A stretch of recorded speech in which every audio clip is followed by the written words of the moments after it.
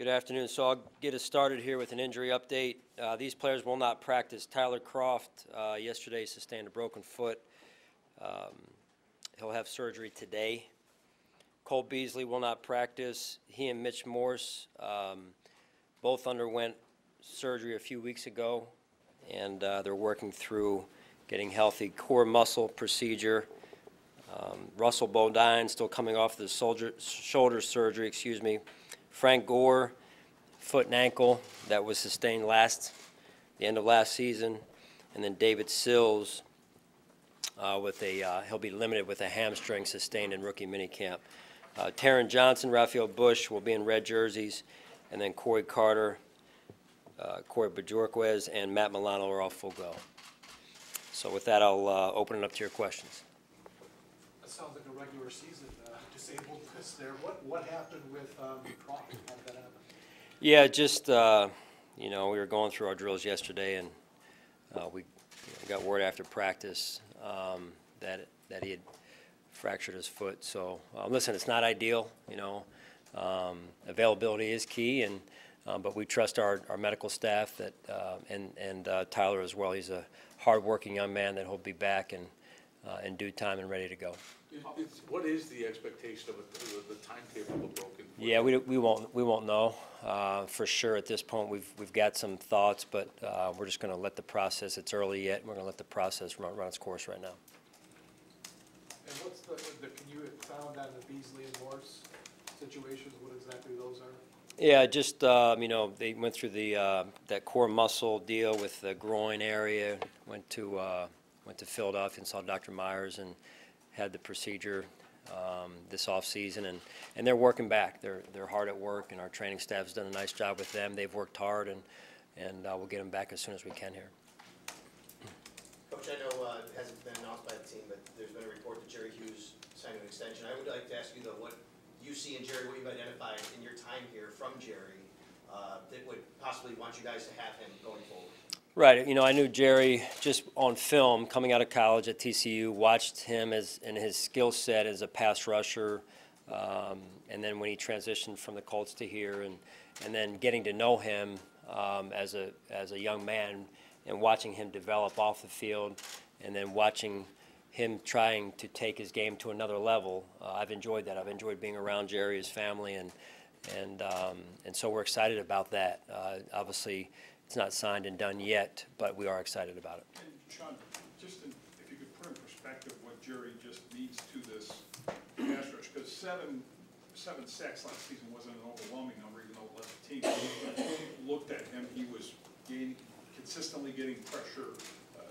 Where his game is entering year 10, just from your perspective.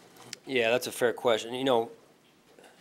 When you just look at the stats, and you mentioned the number 7, if you pull up the tape, you watch the tape, and you know that we talk about sacks versus affecting the quarterback, everyone wants the sack numbers. Just as important at times is how many times you affect the quarterback, whether it's getting him off his spot, his vision, his arm, and the way the ball comes out. There were a number of those over the last couple of years since I've been around Jerry, and we value pass rushers. So, and the ability to affect the quarterback with the front four, he was a big piece of that last year. And our goal, and Jerry's goal as well, is that he'll continue to grow, improve, and evolve. And I mean, you've got to be able to get there with your front four. Sean, when do you, after Sharon, do you consider sacks perhaps kind of an overrated stat based on all of what you just said? It isn't all about just the sack. Is it kind of an overrated stat that we use? I don't know. That's for you to decide. I think so. You never want to take credit away from where credit's due. I mean, you look at the great sack artists over the years. When, as football fans, we all watch Gastineau, Taylor, all these, guys that had the numbers. So I would never want to take anything away from them. But just when you study the game of how you win games, how you have to affect the quarterback, and I think if a lot of interceptions, a lot of incompletions come from just getting the quarterback moved off his spot, like I've said, affecting his vision, affecting the way the trajectory of the ball, his arm, and so I don't know if it's an overrated stat. I don't think it's overrated because it's important that you can sack the quarterback. But at the end of the day, at a minimum, you've got to be able to affect the quarterback in some way, shape, or form. Sean, after turning over the roster for most of the past two seasons, how important is it to bring now to add some continuity to the roster with a Jerry Hughes who's been with you since the beginning, and how important is that to push forward the message of culture from somebody who's been a part of this team since you've arrived? Yeah, there's two things at work there. So it's the continuity, and it's also rewarding a young man that has done things right. And so Brandon's done a nice job of balancing the checkbook over the last couple of years. It's been hard, but it's necessary so that we can, when we feel like it's right, target our own and then bring them back.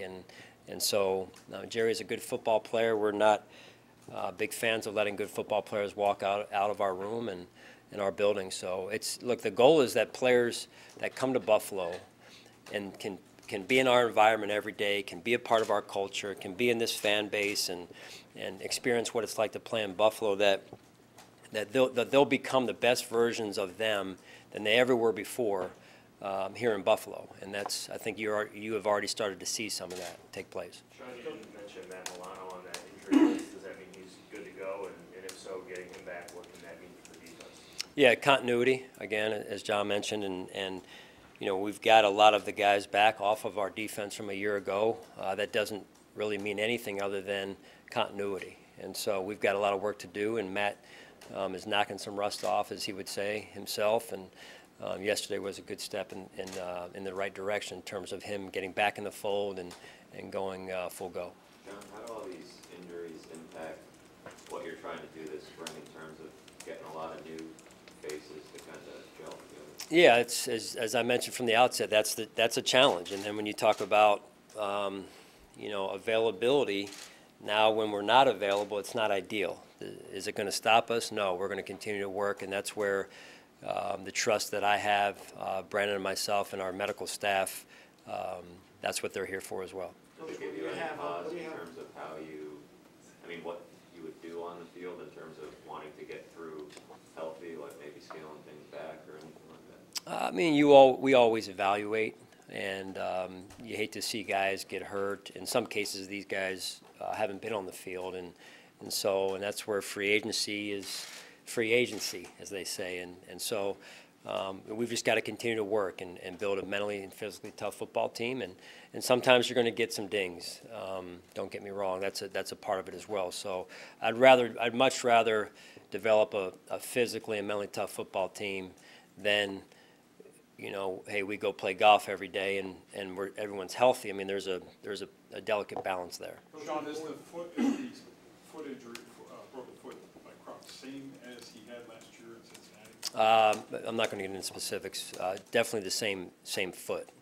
Same foot. Same foot, yeah. Coach, with Morse and Bodine not available, I mean, you're already doing some shuffling there up front, I would imagine. Is it Spencer that's getting the work at center? Well, who's working at center, Spencer, and then Jeremiah has been in there as well, and it gives us an opportunity for some young guys to step up, and some other guys like Jeremiah, who's played some center before, to develop some position flexibility as well. Sean, you had EJ Gaines your first year here, and you seemed to have a pretty good season.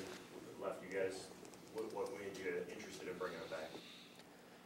Well, it always takes both parties to have that interest, mutual interest, and we were interested in him, and he was interested in coming back to us. And again, I think it goes back to Jay with what I mentioned earlier, with guys that have played for the Bills since we've been here, and knowing that something's different, knowing that they enjoyed one of the better years of their careers here, and then they go somewhere else and they say, hey, maybe the pasture isn't always greener, and so.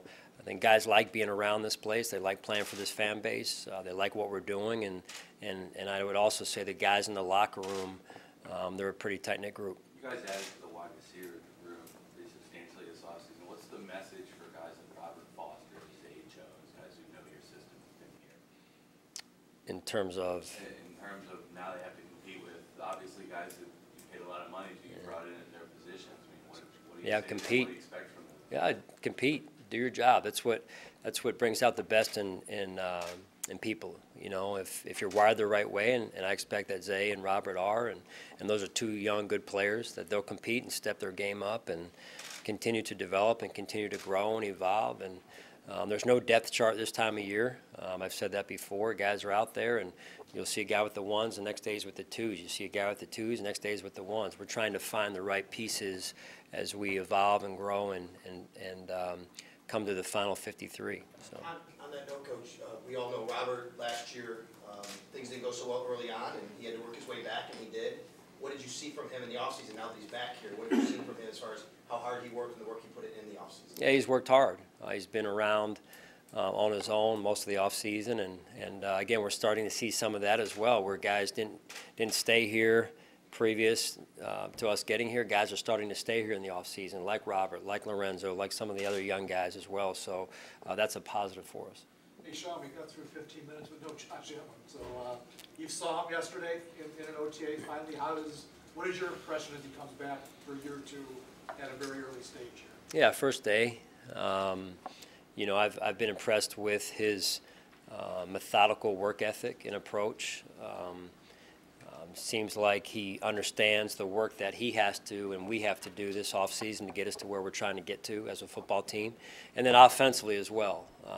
He's done a great job, as you guys know, it's been well documented, putting his arms around some of the players that we did sign through free agency, some of our draft picks. And I think that's a great quality to have in terms of the humility that Josh possesses in his DNA and again, the way he was raised. And so that's the first step in leadership a lot of times. So I thought he had a good day yesterday and certainly more work to do the rest of the week. Take two more, please. Sean, what's the objective for Josh during this OTA process? Is it knocking off rust? Is it honing in on specific things to improve upon? What is his objective from your Yeah, you know, it's the overall football player, and that includes the off the field person too. And we're talking about a young man who's 1 year out of college and is going to continue to experience life and grow and mature off the field, and then his leadership will continue to develop in the locker room for us, and then as the skills and the techniques develop and he puts in the required time to do that, which he has, he'll continue to grow on the field. Just the game, you know, just like any young player, you want the game to be able to slow down.